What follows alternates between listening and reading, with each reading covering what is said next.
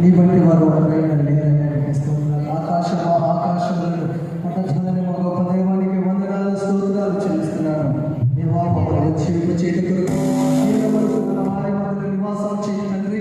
నీకే స్తోత్రాలు చెల్లిస్తాను. కృపా సత్య సంపూర్ణుడుగా మా మధ్యలో ఉన్నందుకు స్తోత్రాలు చెల్లిస్తున్నాను. ఇది మొదలు యుగ సమాప్తి వరకు మీ మధ్యలో ఉంటారని చెప్పిన మా దేవ మా మధ్యలో స్తుతుల సింహాసన ఆసీనులుగా వచ్చి ఆశీనులు కమ్మని వేడుకుంటున్నాను. ఇటువలో స్తుతి ఆరాధనలో మీ సహాయం కొరకు ప్రార్థిస్తున్నాము.